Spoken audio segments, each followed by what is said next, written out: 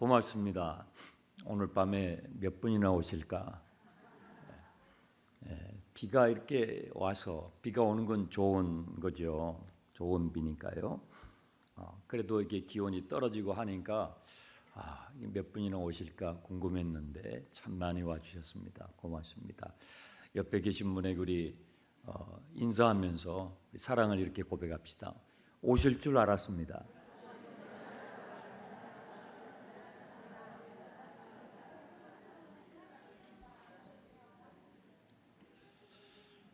예수님은 사마리아를 통과하셨어요. 우회하지 않으셨어요.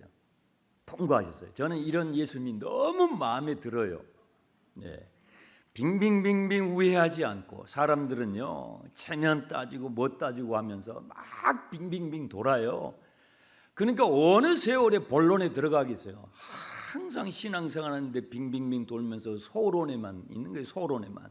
본론을 들어가고 결론을 맺어야 될 거 아니에요? 예수님은 우회하지 않으셔요. 예수님은요 정면 승부예요. 할렐루야.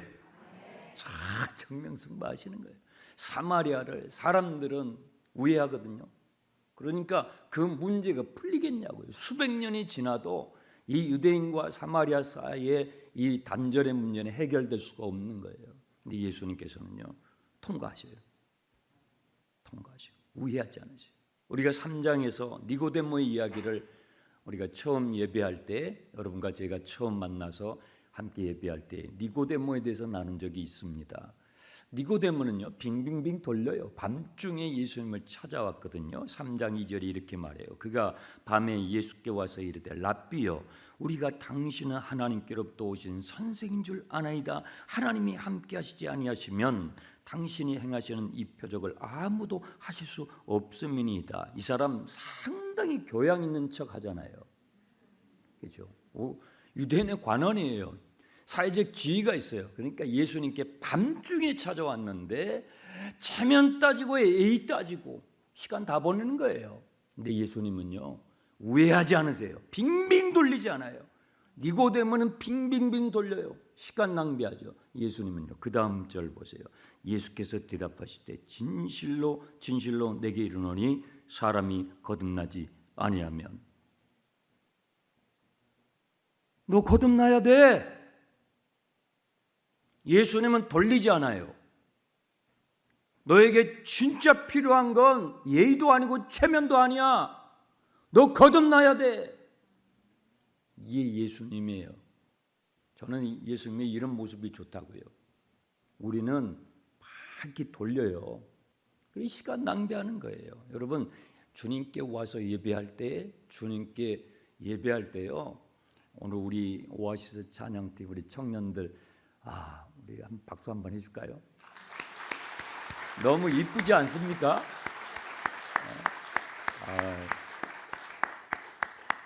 너무 사랑스럽지 않아요?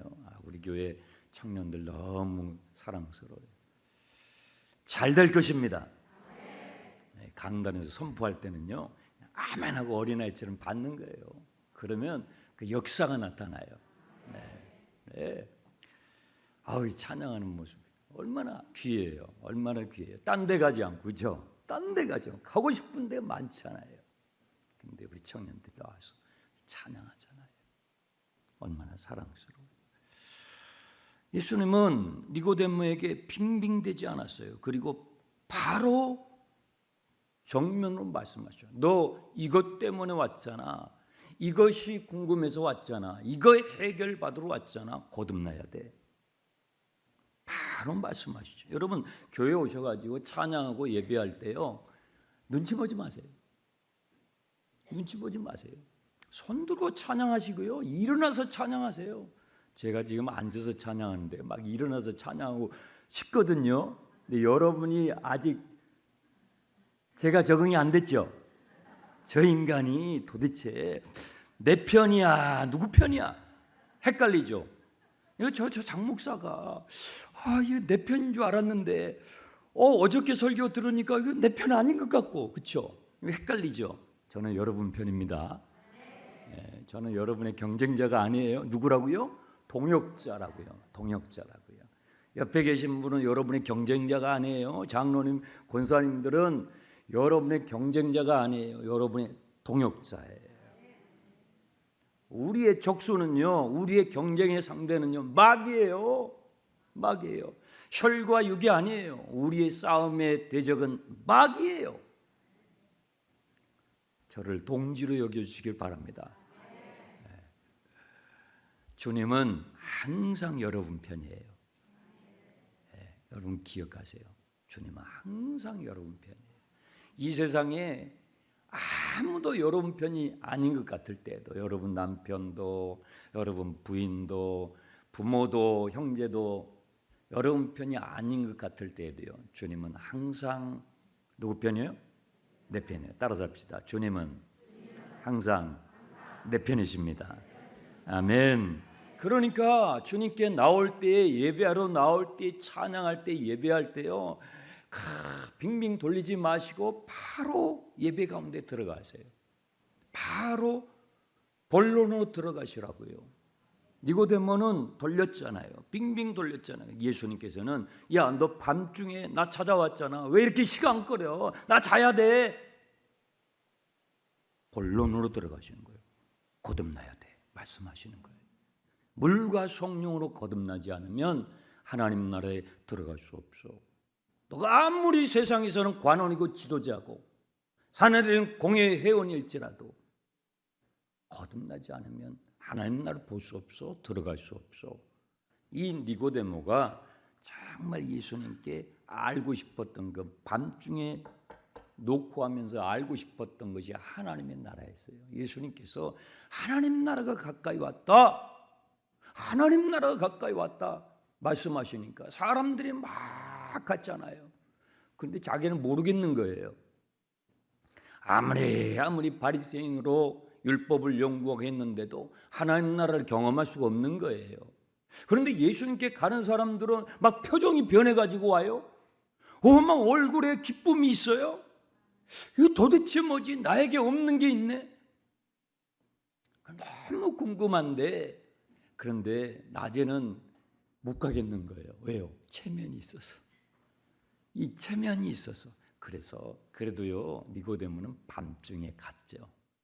그래서 요한복음 3장 16절이 기록된 거예요. 예수님은 사마리아를 우회하지 않으시고 사마리아를 통과하셨어요. 네, 이 모습이 참 마음에 들어요. 5절에 예수님은 사마리아 수가라는 동네에 가셨는데 이 동네는 야곱과 요셉의 아름다운 추억이 있는 동네예요. 야곱은 아버지죠. 요셉은 야곱의 많은 12아들 가운데에서도 특별히 야곱의 사랑을 받았던 아들입니다. 이 사마리아 지역은요, 북이스라엘이죠. 남쪽은 남유다였고 나라가 두 조각 났을 때 사마리아가 북이스라엘 수도였는데요. 북이스라엘을 중심으로 했던 그 12지파 중에 한 지파가 요셉 지파예요. 에브라임과 므낫세죠. 이 요셉과 야곱의 아름다운 스토리가 있는 이 수가라는 동네에 예수님이 가셨다는 것은 우연이 아니라, 지금 예수님의 행보가 우연이 아니라 아주 주님의 의도를 가지고 가셨다는 걸 말하는 거예요. 야곱과 요셉의 아름다운 그 사연이 있는 그 동네에 굳이 주님이 가셨다는 것은 우연한 지금 여정이 아니라 주님의 철저한 의도와 계획하에서 지금 이 여정이 진행되고 있음을 암시하고 있는 거죠. 6절에 거기에 야곱이 파놓은 야곱의 우물이 있었어요. 예수님이 그 우물가에 피곤하여 앉으셨어요. 그때가 6시, 우리나라의 시간으로 말하면 12시 정오예요. 지금 이 히브리식 표현으로 6시고요.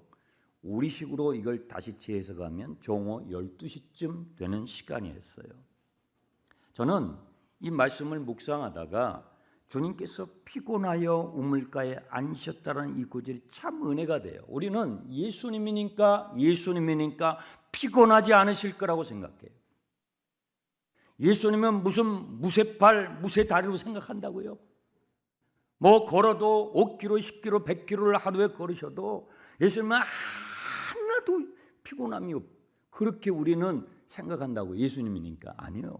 그렇지 않아요. 예수님도 하나님의 독생자이신데요. 성육신, 우리와 똑같은 육신을 입으셨어요. 그래서 육체의 한계, 우리의 육체의 한계를 예수님 그대로 느끼셨어요. 먹지 않으시면 배가 고프셨어요.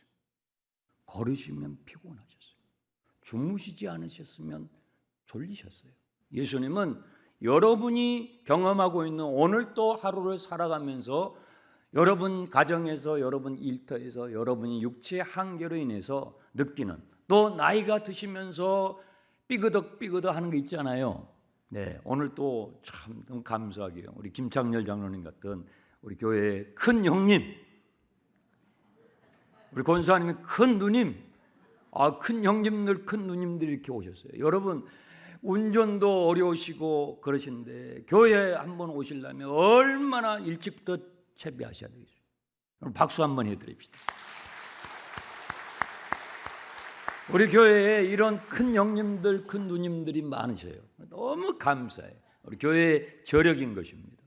또 우리 작은 형님들, 작은 누님들, 이렇게 앞줄부터 차고 앉으셔가지고 은혜를 사모하시고, 오늘 하루 정말 직장에서 가정에서 할 일이 얼마나 많았겠냐고요.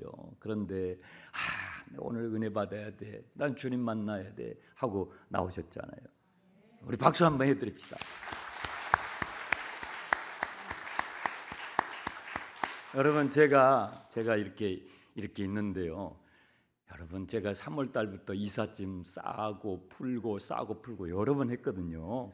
이 사택 공사가 다 안 끝나가지고 당회에서 임시거처를 마련해 주셨어요. 그래서 거기에 제 가족들이 가 있다가 또 이제 공사가 끝나니까 또 그 짐 가지고 와서 풀고, 또 목포에 있는 짐 다시 싸가지고 와서 풀고, 아직도 다 못 풀었어요. 언제 다 풀지 몰라요. 그리고 취임예식 했죠. 그리고 부활절 하죠. 또 성찬했죠. 네. 피곤하겠어요? 네. 네. 그런데 주님은, 요점은 그게 아니고, 주님은 우리의 피곤함을 뭐예요? 아신다라는 거예요. 주님은 나의 약함을 아신다. 그래서 은혜가 된다고요. 여러분이 길을 걸어갈 때, 여러분이 차를 타고 갈 때, 여러분이 직장에서, 여러분이 가정에서, 여러분이 하는 모든 여정 가운데서 여러분이 피곤할 때 주님이 여러분의 피곤함을 아셔요. 여러분의 약함을 아셔요. 여러분의 그 어려움을 주님이 아셔요. 아시지요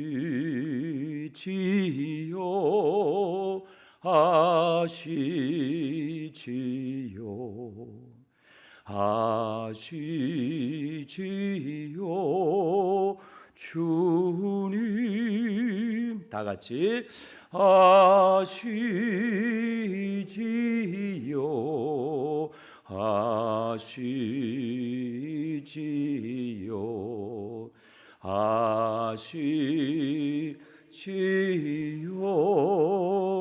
주님.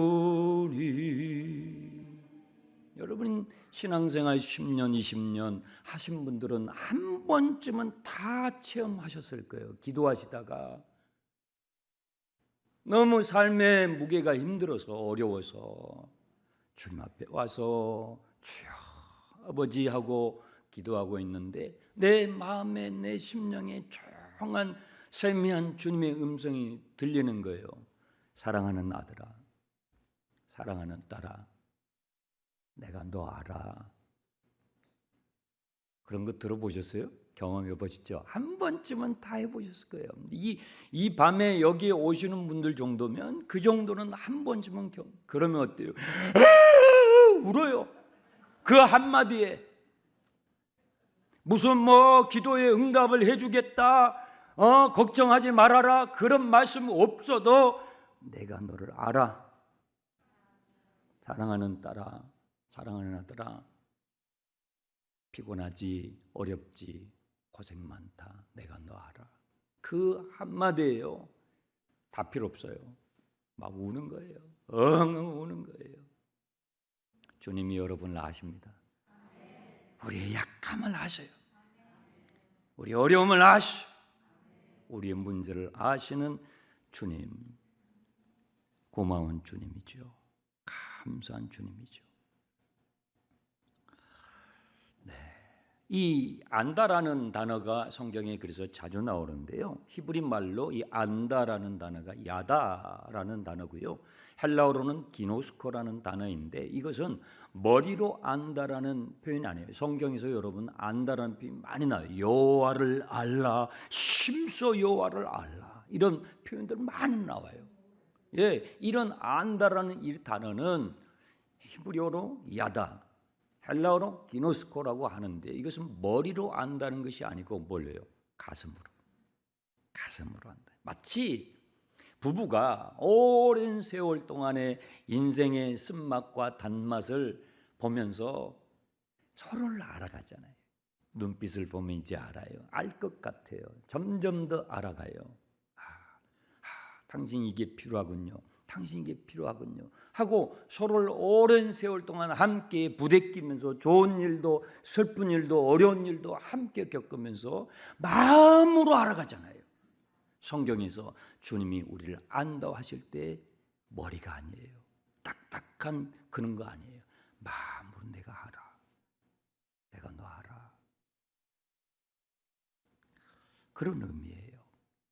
예수님은 피곤을 무릅쓰시고 정오에 떼양빛 쨍쨍 찌는 떼양볕에 지금 이 수가라는 동네에 가셨어요. 왜 가셨을까요? 7절을 보세요. 여러분 펜이 있으시면 7절에 왜 예수님이 사마리아의 수가의 동네에 이 시간에 하필 이 시간에 우물가에 가셨는가? 7절에 사마리아의 여자 한 사람, 거기 한 사람 밑줄 그으세요. 한 사람. 한 사람을 만나러 가신 거예요. 많은 사람을 만나러 가신 게 아니에요. 수많은 무리를 군중들을 만나러 가신 게 아니에요. 한 사람을 만나러 가신 거예요. 유명한 사람을 만나러 가신 거 아니에요. 무명한 사람, 알아주지 않는 사람, 천대받는 사람, 멸시받는 사람 한 사람. 여러분 보통은 사람들이 우물가에 언제 가요? 선선한 아침에 가요. 선선한 아침에 물동이를 이고, 물동이 이어 보셨어요? 모르시군요. 그걸 모르시군요. 물동이. 저는 여러분 물찌개 져봤어요? 물찌개 보기는 하셨어요? 네. 저는 물찌개를 지어봤거든요. 이게 중심 잡기가 어려워요. 예, 여러분 뭐 사극이나 옛날 이 보면은, 근데 저는 이제 섬에서 살아가지고요. 그래서 이게 물찌개를 져본 적이 있는데요. 이거 어려워요. 우리 여성분들은 이 농촌에 계신 분들은 이 물동이를 이잖아요. 이 여자분이 지금 이 물동이를 이로 물을 채우기 위해서 오는 거예요. 이 한 사람.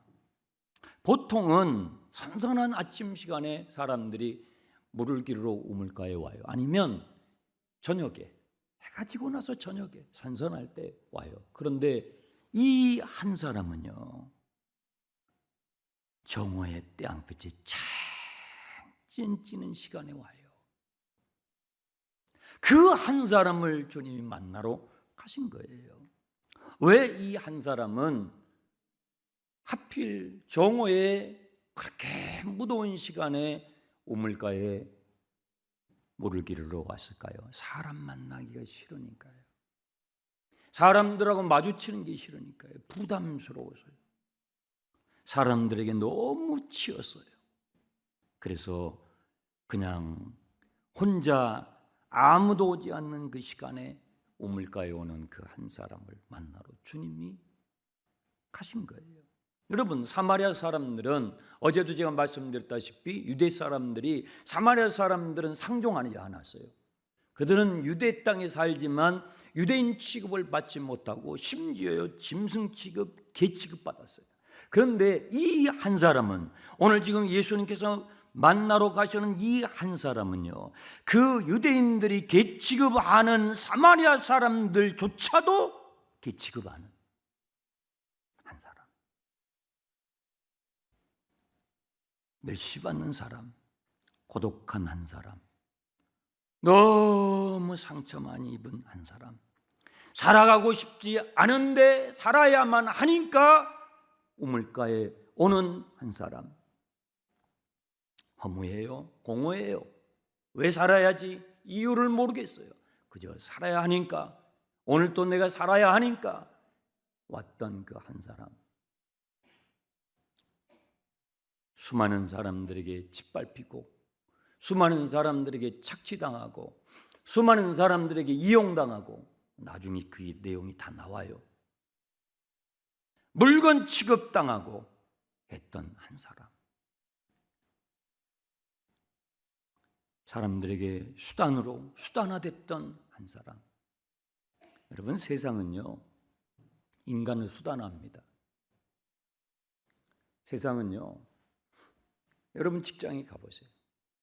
그러면 세상은 우리를 수단화해요. 착취의 대상으로, 경쟁의 대상으로, 지배의 대상으로 우리를 수단화해요.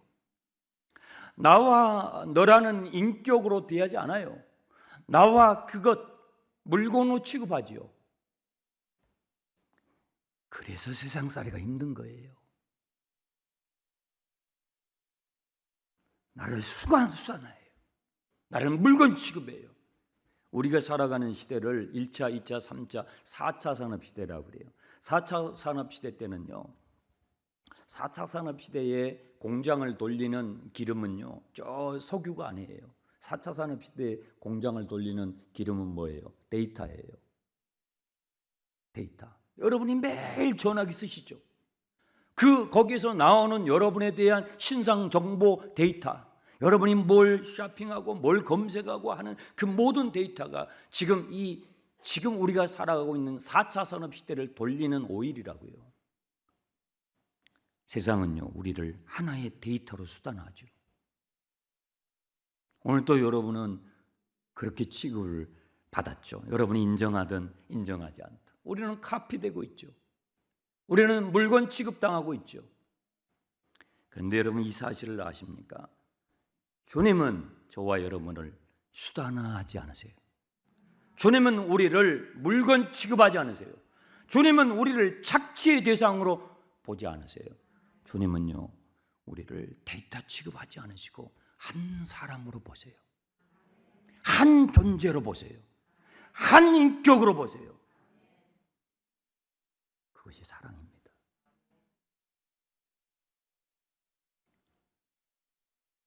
그것이 하나님의 사랑이에요.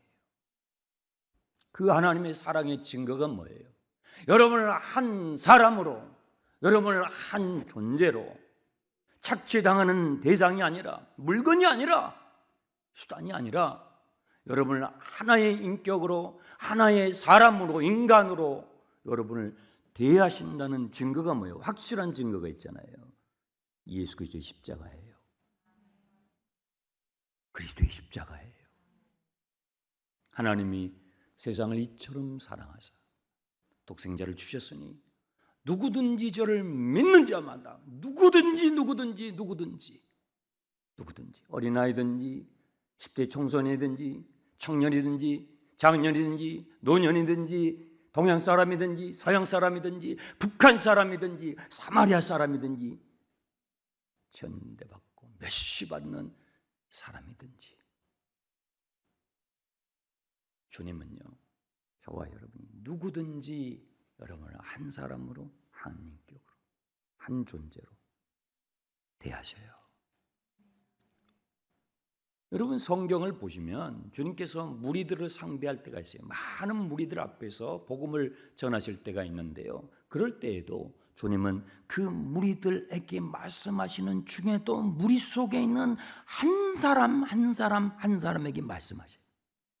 제가 지금 강단에서 설교하고 있습니다. 주님의 마음으로, 주님의 대신해서, 주님의 감동으로 지금 설교하고 있습니다. 그렇지만 제가 무리 가운데서 설교하고 있지만 여러분 한 사람 한 사람을 향하여 주님이 여러분에서 말씀하고 계신다는 걸 아십니까? 그래서 예수 믿는 거예요. 그래서 예수 믿는 게 그 복된 거예요. 예수님은 이 한 사람에게 말을 건네세요. 보세요. 뭐라고 말을 거십니까? 예수께서 물을 좀 달라라고 말을 건네셔요. 물을 길러러 온 이 여인에게 물을 좀 달라고 말을 거셔요. 예수님은요, 주님은 우리에게 말을 걸어오실 때 우리의 눈높이에 맞춰서 말을 걸어오세요. 우리의 눈높이에, 우리의 언어로. 여러분 신기해요. 어린아이는요, 어린아이에게는 어린아이의 눈높이로 주님이 말을 거셔요. 청년들에게는 청년들의 언어로 말을 걸어오셔요. 어른들에게는 어른들의 언어로 주님이 말을. 세상이에요. 참, 주님은요 미국 사람들에게는 미국 말로 말을 걸어줘요. 중국 사람 니하오 중국말로 말을 걸으시고요. 모든 언어를 주님은 다 구사하세요. 전라도 사람들에게는요 거식이 있잖아. 사투리로. 경상도 사람들은 경상도 사투리로. 주님 모든 언어를 다 구사하시면서 우리의 눈높이로, 우리의 언어로. 여러분 젊은이들이 찬양을 할 때요, 젊은이들이 찬양을 할 때 우리 어르신들이 부르는 찬양이 아니잖아요, 그렇죠? 예수 예수님을 해야지 버르장머리 없이. 아니에요. 언어가 달라서 그래요. 여러분 어르신들은 예수님을 부를 때 예수님 이렇게 부르죠. 청년들은 그렇게 안 해요. 예수 불러요. 왜요? 주님을 친구처럼 여기는 거예요. 아세요? 주님을 친구처럼 부르고 싶은 거예요. 그거 상스러운 거 아니에요. 버르장머리 없는 게 아니에요. 그거 진짜 경건한 거예요. 그들의 눈높이, 그들의 언어를 몰라서 그러는 거예요. 젊은이들은요, 예수님 이렇게 하면 필이 별로 안 와요. 좀 약해요. 예수 이렇게 불러야 돼요. 그렇죠? 그렇다고 그러잖아요. 그러니까 여러분들이 소통을 하려면 이 젊은이들의 언어를 알아야 된다고요. 젊은이들의 박자가 있어요. 우리 어르신들은요, 무슨 곡을 불러도 다 트로트. 그런데요, 이 청년들, 청소년들의 박자는요, 빠르고 막 엇박자가 나오고요. 예, 똑같은 박자를 계속 반복하고요. 예, 그것이 젊은이들의 언어예요. 여러분들도 그랬었어요. 청소년 때, 청년 때. 주님께서는 이 여인에게 눈높이에 맞춰서 그의 언어로 말을 걸으셔요. 예수님은 농부를 만나면요, 농부의 언어로 말을 거셔요. 씨앗을 가지고 이야기하셔요. 예수님은요, 어부를 만나면 그물을 가지고 이야기하셔요. 그물을 가지고. 어부들의 언어로 얘기를 하셔요. 물을 길러 오는 이 여인에게는 물을 가지고 이야기하셔요. 주님은 여러분에게 여러분의 언어로 이야기를 거셔요. 여러분의 눈높이로 이야기하셔요. 여러분의 아시니까, 날 아시니까, 날 너무 잘 아시니까. 그분이 주님이세요. 그분이 여러분이 예배하는 주님이십니다. 주님이 여러분의 삶에 찾아오셔서 여러분에게 말을 걸어오셨던 적이 언제입니까? 저는요, 저에게는 1987년 1월 달이었어요. 저는 대학을 1986년도에 갔어요. 좀 빨리 갔어요. 그래서 여러분들이 제 나이가 헷갈릴 거예요. 계산하지 마세요. 좀 빨리 갔어요. 예, 그 사연이 있어요. 나중에 얘기할 기회가 있을 겁니다. 그때는요, 대학가가 시끄러웠잖아요. 나라가 시끄러웠으니까요. 네. 그래서 제가 저기 건너편에 저기 다녔잖아요. 저기 저 하숙촌 있잖아요. 저 하숙촌에 제가 살았어요. 하숙촌에서 이 장충란하고 엄청 가까이 살았죠. 그런데 하숙집에 들어가서 첫날 밤 제가 배웠던 게, 우리 아버지가 들으시면 안 되는데, 술을 배웠어요. 그때는 하숙을 해보셨으면 아시겠지만 10사람이 하숙을 해요. 전국에서 모여든 학생들이 하숙을 하는데 10명이 했어요. 그런데 입소식이 있어요. 무슨 훈련소도 아닌데 그 왕고 큰 선배 방으로 다 밤에 다 집합하라는 거예요. 그리고 모르죠. 가서 했더니 아니 세상에 냉면 그릇 한 사발을 쫙 돌리는 거예요. 그리고 소주를 확 따르는 거예요. 안주는 없어요. 새우깡 하나. 그리고 그것을 원샷에 마셔야 하숙집 멤버로 받아준다는 거예요. 그거 안 마시면 짐 싸고 나가라는 거예요. 그랬다니까, 그 시대에 그랬다니까요. 그래서 제가 어떻게 했겠어요? 마셨죠. 그때는 제가 주님을 잘 몰랐을 때니까요. 영접하지 않았을 때니까요. 마셨죠. 저 살아야 되니까 생존을 위해서 마셨죠. 그랬더니 막 박수를 쳐주면서 우리 하숙집 멤버가 된 걸 환영한다고. 참. 그리고 이튿날 또 배우는 게 있어요. 이튿날 우리 선배님들이 가르쳐줬던 게 도박, 고스톱. 술을 마시면서 고스톱을 치면서, 여러분 그 당시에 대학가의 젊은이들이 나라가 암울하니까, 시대가 암울하니까 목마른 젊은이들이 그걸로 달랬다 이 말이에요. 그걸로 시름을 달랬어요. 얼마나 놀기가 좋은지. 좌청룡 우백호가 아니라 우는 명동이요 좌는 이태원이요. 그 술이 한 잔 들어가고 그러면 기분이 싸해지잖아요. 그죠? 해보셨죠? 웃는 분들은 다 전과범이잖아요. 그러니 또 가서 다 놀았습니다.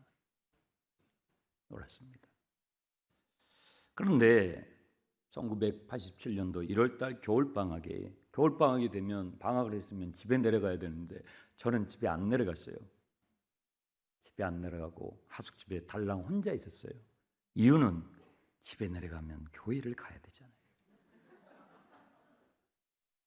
아버지가 목회자니까 교회 가기가 싫었어요. 그래 있는데 누군가 저에게 말을 걸어왔어요. 하나님께서 여러분에게 말을 걸어왔던 시점이 언제입니까? 여러분의 인생에 하나님께서 여러분의 언어로, 여러분의 눈높이에 찾아오셔서 나에게 물 좀 다오 라고 말을 걸어오셨던 시점이 있잖아요. 저에게 누군가가 말을 걸어왔어요. 너 잘 살고 있냐? 저는 제가 저에게 묻는 질문이라고 그때는 생각했어요. 여러분도 그런 질문 받습니까? 여러분이 여러분 자신에게 물을 때가 있잖아요. 너 잘 살고 있냐? 그런데 술과 도박으로 너덜너덜해진 제 모습이 제가 보니까 대답 못 하겠더라고요. 내가 잘 살고 있나? 대답 못 하겠더라고요. 그리고 그날 그해 겨울에 이사야서 53장의 말씀, 그가 찔림은 나의 허물을 인하며 그가 상함은 나의 죄악을 인함이라. 우리는 다 양 같아서 각기 제 길로 갔거늘 여호와께서는 우리 모두의 죄를 그의 독생자에게 맡기셨도다, 담당시키셨도다. 그 말씀으로 제가 거듭났어요. 알고 보니까 그때 저에게 질문을 던졌던 그분은 제 안에 계신 주님이셨어요. 여러분, 예수를 믿는 사람 안에는 주님의 성령이 함께 계십니다. 우리에게 말을 걸어오셔요. 여러분에게 말을 걸어오셔요. 내게 물 좀 달라. 여러분, 진짜 생수가 필요한 사람은 여인이거든요. 그런데 예수님이 말을 거시는 거예요. 주님께서 여러분에게 좀 무엇인가를 달라고 하실 때 그랬죠? 거기 그랬잖아요. 7절에 물을 좀 달라. 다 달라는 게 아니에요. 그 우물을 통째로 다 주라는 게 아니에요. 네 물동이를 다 주라는 게 아니에요. 네 통장을 다 주라는 게 아니에요.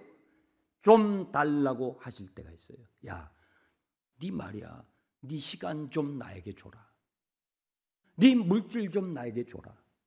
네 재능 좀 나에게 줘라. 주님이 우리에게 조금 달라고 하실 때가 있어요. 그럴 때 드리세요. 이 여인에게 복이 임하잖아요. 그죠? 이 여인에게 엄청난 복이 임하잖아요. 주님이 여러분에게 좀 달라 하시는 게 있어요. 신앙생활하며 주님이 왜 나에게 뭘 달라고 하시지? 예, 드리세요. 드리세요. 진짜 좋은 걸 주시려고, 진짜 좋은 걸 주시려고, 영원한 것을 주시려고, 완전한 것을 주시려고 주님께서 우리에게 좀 달라고 하시는 게 있어요. 그걸 드리세요.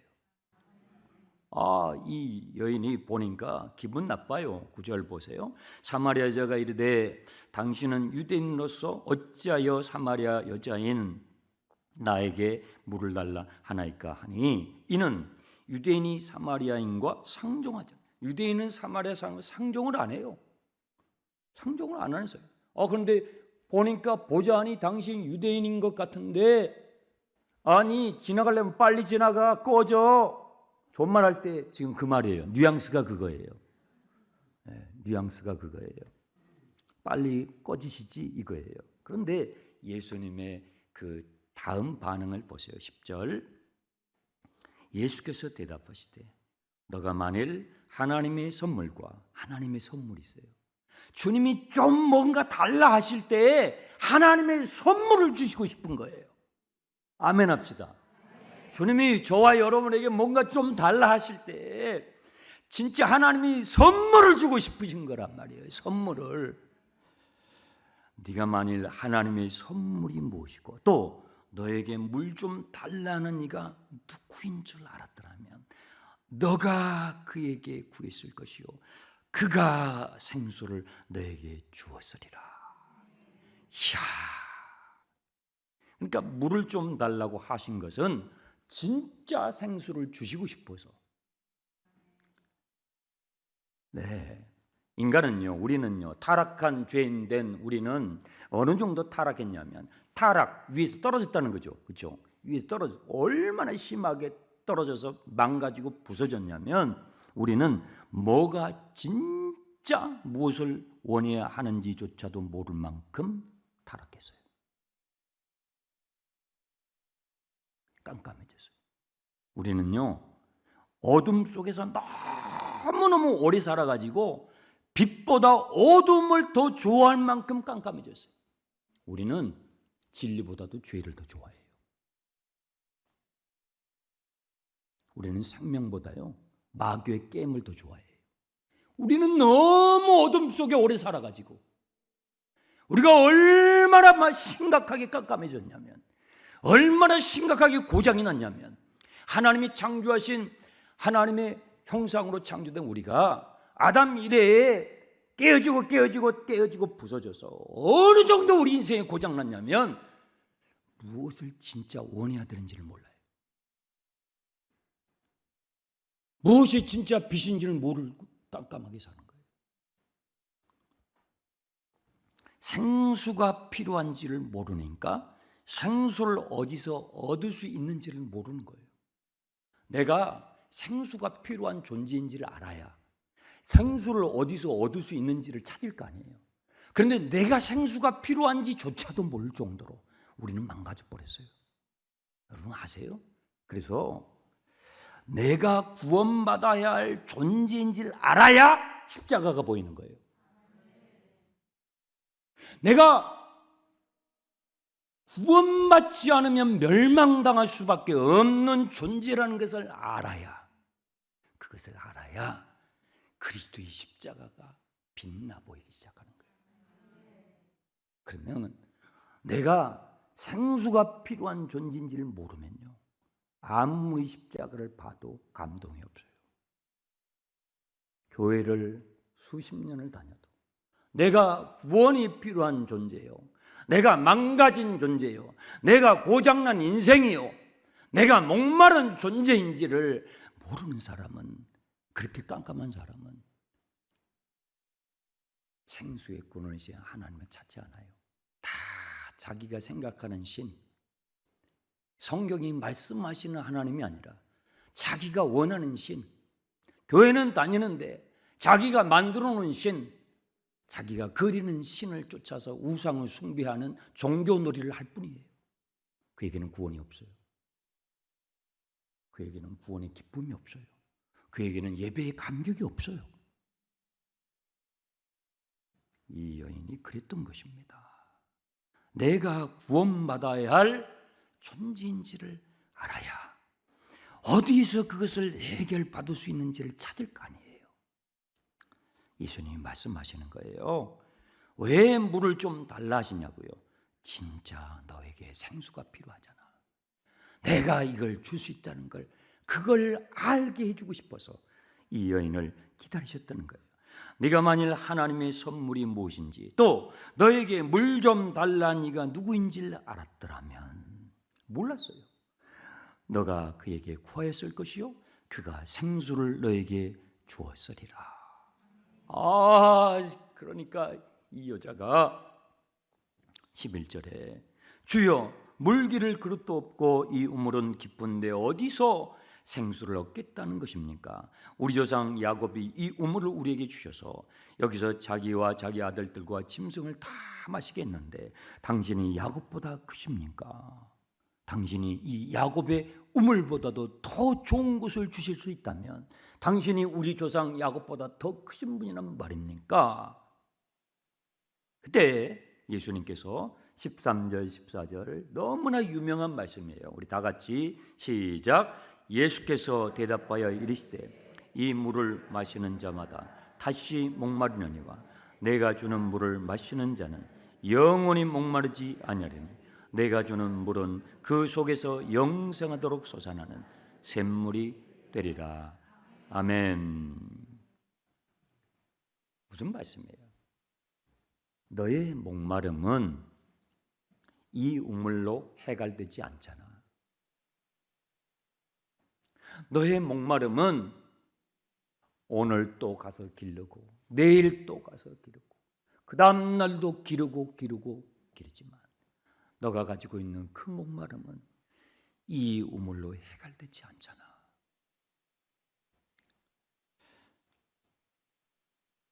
너의 생수는 이 우물에 있지 않잖아.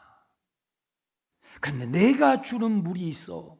내가 주는 물을 네가 마시게 되면 그 생수는 네 속에서, 여러분 진정한 변화는 속에서예요. 진정한 변화는 여러분 속에서부터 나와야 되는 거예요. 겉이 좀 바뀌는 그의 진정한 변화가 아니에요. 진정한 변화는 여러분의 영혼, 여러분의 속, 여러분의 속에서부터 변화가 나와야 돼요. 내가 주는 물은 내 속에서 솟아나는 샘물이 될 거야.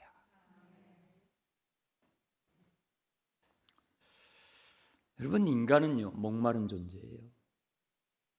주님이 말씀하시는 이 여인에게, 이 한 사람에게 말씀하시는 이 목마름은요 인간의 존재적인 목마름이에요.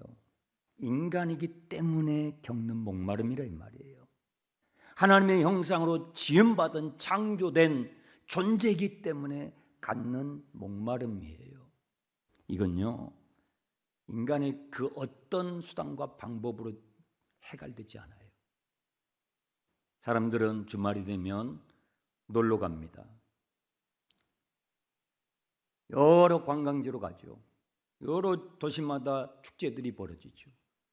갑니다. 그런데요 여러분의 이 목마름은 아무리 재밌고 그럴듯한 축제에 가도 여러분 해결되지 않아요. 이 목마름은 돈을 벌고 떼부자가 되죠 잠깐이에요. 그것은 야곱의 우물이에요. 야곱의 우물은 잠깐이에요. 사람들은요, 이 나의 존재적인 목마름을 해결시키기 위해서 학문을 합니다. 열심히 학문을 탐구해요. 고등학교에 갑니다. 대학에 갑니다. 석사를 합니다. 박사를 합니다. 그런데 해결되지 않아요.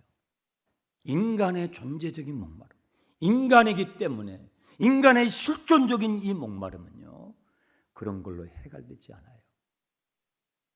우리는 스포츠를 합니다. 여러분 한 가지 운동하세요. 운동하십시오.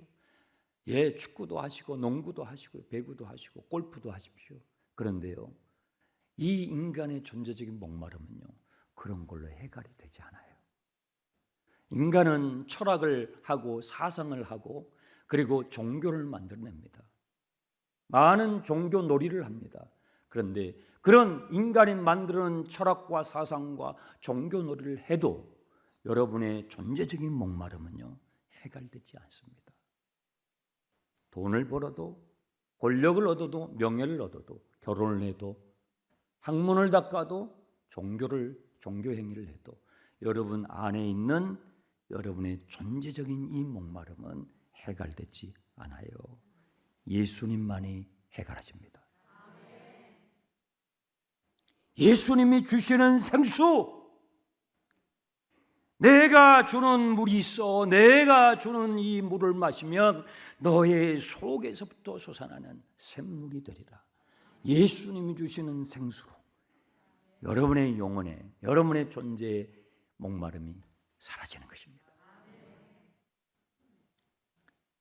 예수님은 이 여인에게 그 생수를 주고 싶었어요. 제가 여러분이 질문하고 싶습니다. 사마리아의 우물가에 이 여인은 누굽니까? 사마리아의 우물가에 이 여인은 누굽니까? 접니다. 여러분입니다. 당신입니다. 당신입니다. 접니다. 여러분입니다. 당신입니다. 인간을 향하는 하나님의 사랑의 초청이죠. 초청이죠. 오늘 여러분 말씀을 들었습니다. 주님, 제가 바로 이 한 사람이군요. 주님, 제가 이 한 사람이군요. 여러분, 거기서 구원이 시작이 돼요. 거기서 하나님의 역사의 시작이 되는 거예요. 여러분의 삶을 향한 하나님의 초청이에요. 하나님의 구원의 손길이에요. 우리